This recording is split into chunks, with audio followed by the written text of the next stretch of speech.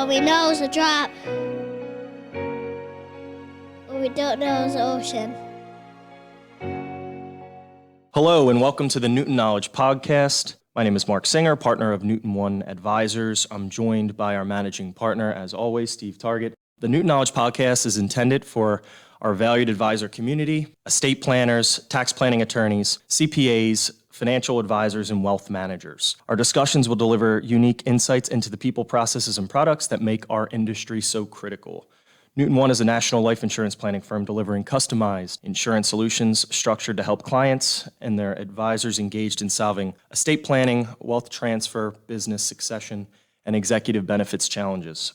We are a member of the M Financial Group, which grants our clients access to the nation's elite carriers and exclusive products available only through our network. Today, we have on the show a good friend of mine, Colin Devlin, who is an estate and tax planning attorney with Lex Nova. He's a partner at Lex Nova, predominantly a business and wealth management firm. Colin, it's great to have you on the show. We really appreciate you coming out here and sharing some time with us today. Thanks, Mark. Thanks, Steve. It's a pleasure to be here and appreciate the invitation to the league. So before we jump in to our topic, just give us a background on yourself, your particular focus within your practice, and what you guys are doing at Lex Nova. Sure. So as you mentioned, I'm a partner at Lex Nova Law. We're a relatively new firm. We launched Lex Nova about 3.5 years ago, right before the pandemic. We hold ourselves out as a one-stop shop for high net worth families, closely held businesses, and entrepreneurs. I practice primarily in the fields of estate planning, asset protection, and corporate law. We take pride in connecting the dots for our clients who may own a closely held business and taking a holistic approach with respect to their estate and business planning.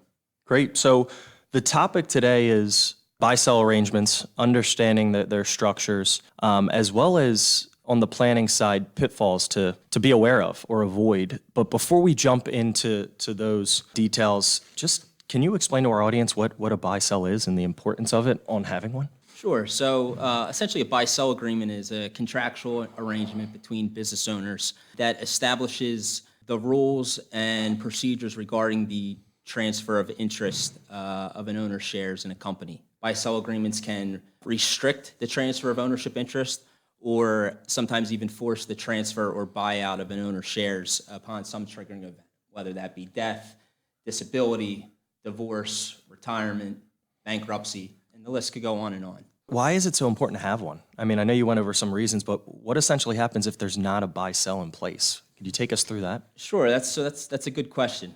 The short answer is, it depends, but I can walk you through a few different scenarios. I think the most common scenario that we see or that I've encountered is when, two partners who fail to enter into a buy-sell agreement before some irreconcilable dispute arises. I'll have a partner who calls me and says, hey, I can't work with this guy anymore. What are my options? The first thing we'll ask is, do you have an operating agreement or a shareholders agreement, with certain buy-sell provisions?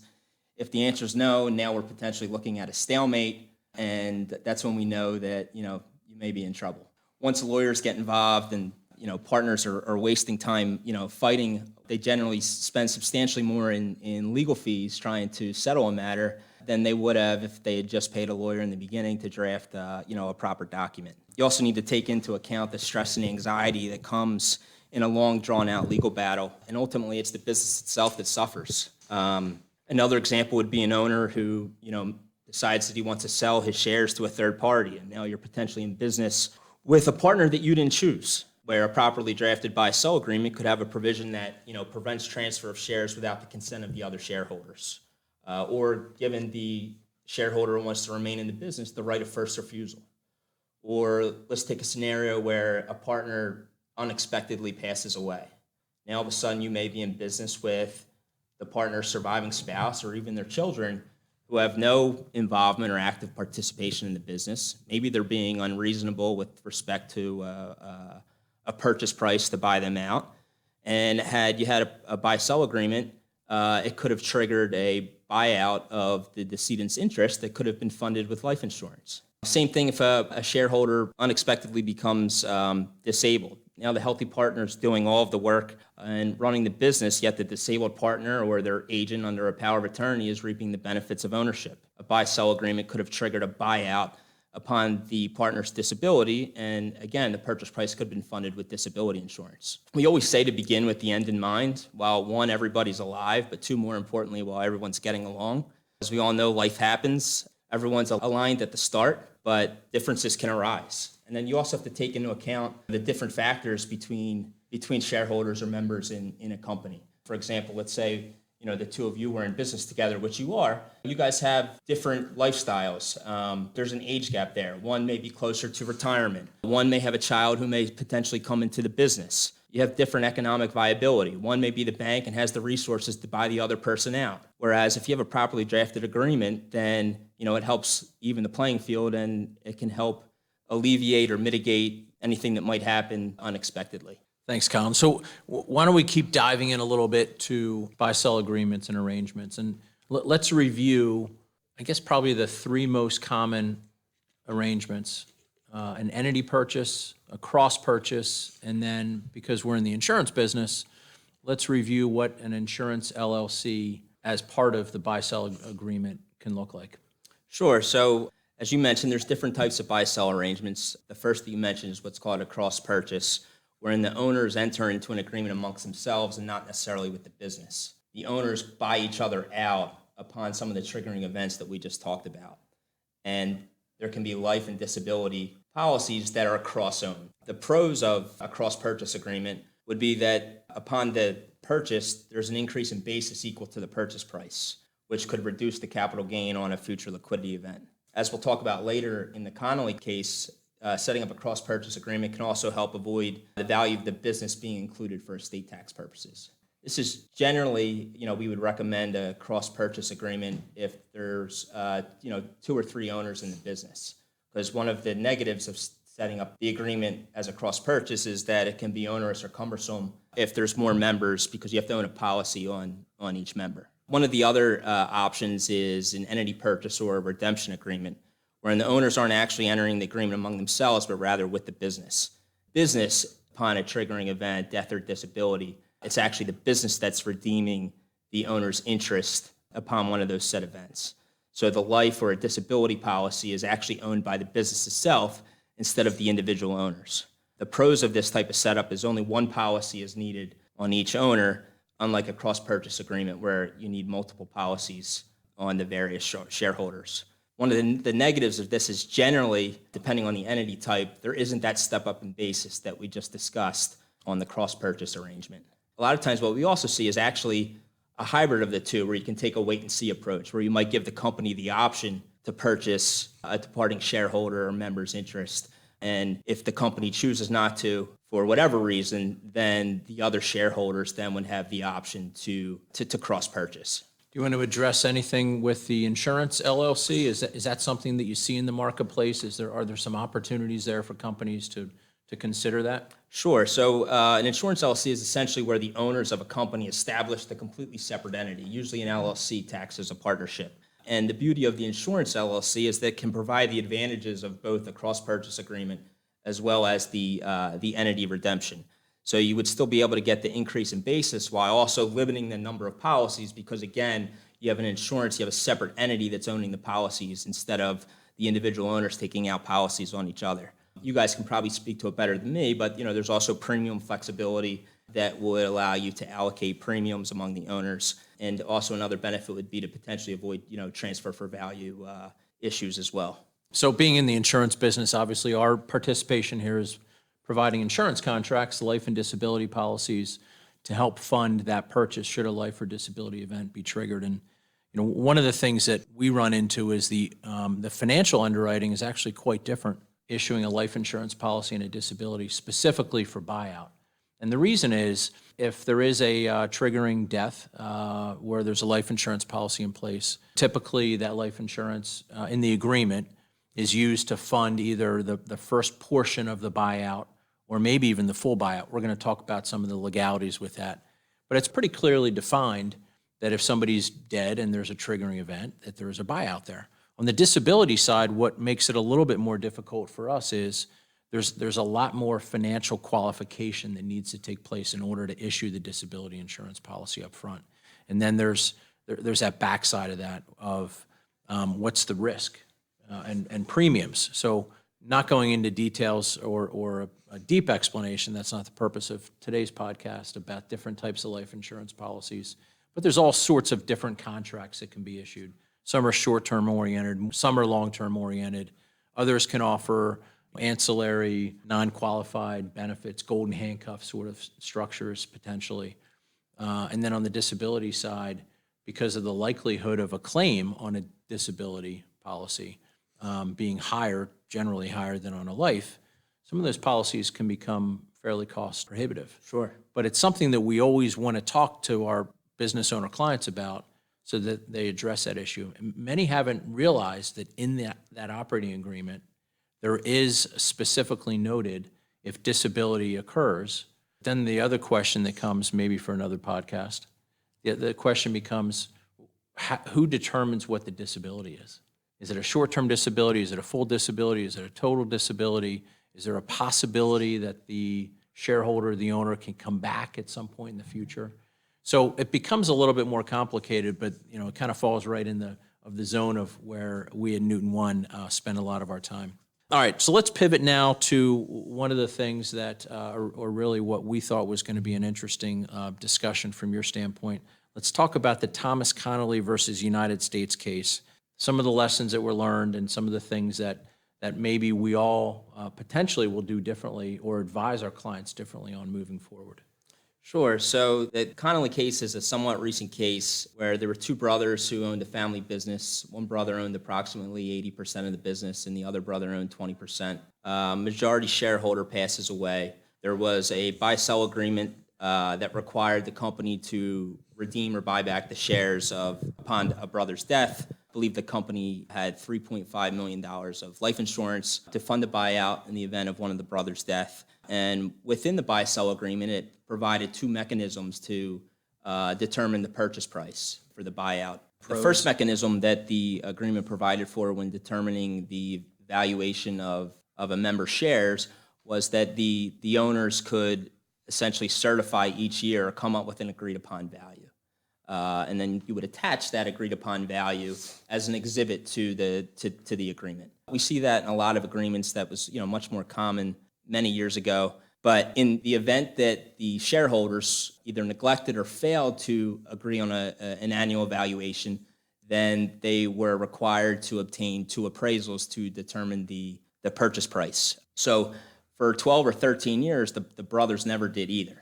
And the estate of the brother who passed away, the executor of the estate, agreed to accept $3 million of life insurance as the buyout for the decedent's shares.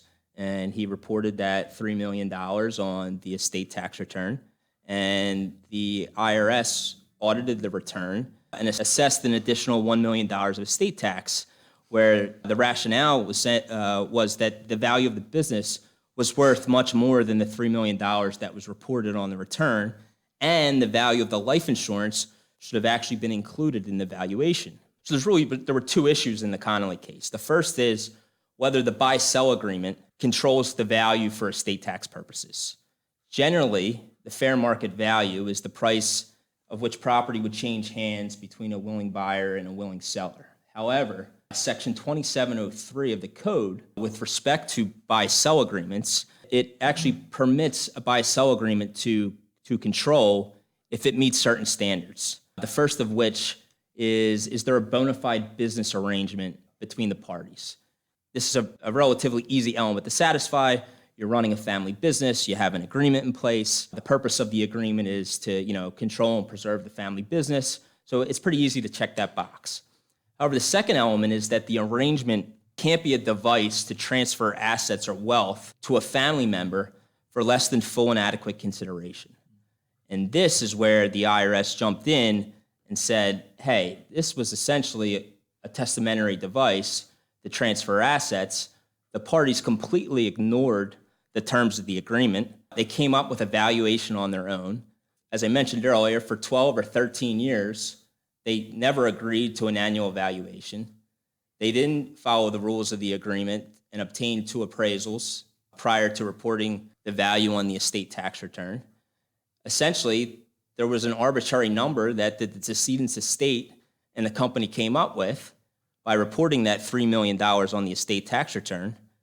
And the failure to follow the agreement in the court's eyes demonstrated that the agreement was really a testamentary device to transfer wealth. It wasn't binding at the decedent's death. And then the third element is whether the agreement terms are comparable to a third-party arm's length transaction. So had they taken the company or the decedent's shares to market, would have $3 million been a reasonable value that an unrelated third party would have paid? But really the court's focus here was on that second element that we discussed, which is whether, it was really a testamentary device to transfer wealth for less than full and adequate consideration. So in the court's eyes, as I mentioned, the failure to follow the agreement, they completely ignored it. Their own conduct demonstrated that, hey, we have this buy-sell agreements in place, but its mere existence isn't enough to get you over the hump. You actually have to follow the terms of the agreement. That's the reason the agreement's in place. The second issue was whether the life insurance proceeds should have been considered when determining the value for estate tax purposes. The estate argued that the proceeds should have been ignored because they were essentially offset dollar for dollar by a corporate obligation or a corporate liability to pay the departing shareholder per the terms of the agreement. Now, the court actually held that the life insurance proceeds should have been included in the fair market value and that there was a transfer to a beneficiary for less than full and adequate consideration. Now, there's conflicting case law on this. There's another jurisdiction that ruled that the life insurance proceeds shouldn't have been included. But essentially, the reason that we even got to this issue was because they failed to follow the agreement in the first place. I look at this as what can we learn from this case study, and how can Lex Nova Law or whatever firm hypothetically that a client like this is working with, how do you deter from that happening? Is it from the insurance side? And obviously I'm biased and this is going to be my example, but we set up annual reviews with our clients to engage with them first and foremost, but also to make sure that what we illustrate from the start is close to how it's performing over its years. And if adjustments need to be made, they can be made. Is that something where an estate planning attorney or their team of advisors should have been present to say, look, we need to do this so they're not sitting in the situation they are in right now? Yeah, I think that's a very fair point. Mark, I think we're all guilty as attorneys, as the insurance planner, whether it's preparing the agreement as the attorney or handling the initial insurance policy. Once we get the plan in place, not doing a better job of following up and make sure that the plan is actually being effectuated and that the agreement is being followed. A follow-up question there, Colin, is if we are conducting annual reviews and there are annual valuations of the company and the agreement stipulates that there can be an insurance policy in place, and if the value of the company is greater than the insurance policy and the difference is paid out over a defined period of time, it might be 60 months, it might be 120 months. But as companies grow, again, from the insurance perspective, in many cases, we need to true up that benefit. Absolutely. If the company was valued at 5 and we wrote a $5 million life insurance policy to fund the death, and then 3 years later the company is valued at 15 and we still only have a $5 million policy, shame on all of us for not having that conversation. But I think, as Mark mentioned earlier, that's one of the things that's really table stakes for us is annual reviews, discussions about valuations of companies, and then a conversation about whether it does make sense to again, true up the benefit amount so that the remaining shareholders aren't at financial risk if there's been a tremendous growth in the company. And then for that matter, for the estate, if they're relying on the company to be in business and to pay out that difference, and if that creates a financial hardship for the company, then the company might be in trouble, and that may mean that the family or the estate might not receive the proceeds if the company goes out of business. Sure. So you hit the nail on the head, and I think equity is the key point here. What may have been perfectly fine 5, 10, 15 years ago when the agreement or the plan was initially drafted, it might not produce an equitable result today. So our job, certainly as an attorney, is when we meet with a client who's in this situation or they're forming an entity, is you've got to look at it both from a buyer and a seller's perspective, right? where one shareholder may benefit from that bargain purchase price, but to touch on what you just said, then whether it's the business or someone's family, they could suffer a true economic loss if we haven't effectively trued up the valuation. I just had a meeting with a client a few weeks ago, and we're conflicted out, but there's a disagreement between two brothers in a family business, and historically our firm has served as counsel to the family business. But similar to the Connelly case, there is a valuation procedure in that agreement that gives the shareholders, the two brothers, the ability to come up with a value annually. Of course, over the past 25 plus years, they haven't done that. And the default there isn't even to go to an appraisal, but rather it looks at the consumer price index, which is significantly outdated. It uses a formula, and there's a gap between the true valuation today and what the consumer price index formula shows of like $2 million. So now we have a client who's looking to exit the business, but he's still a couple years shy of retirement. Business has gotten so bad with his brother that he's considering just forgoing it altogether and accepting a significant discount on what he might have gotten had he just been able to hang on for another 2 years. I'm sure we could go on and on about the cases you have and the help you and your firm provide for such business owners, but we're coming up on time. So is there anything else you want to add that we didn't touch on before we close this recording out? I don't think so, Mark. I appreciate the invitation, and it's always a pleasure to spend time with you.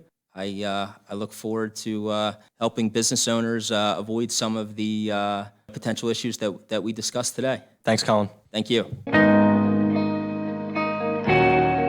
Goodbye. The material and opinions voiced are for general information only and are not intended to provide specific advice or recommendations for any individual.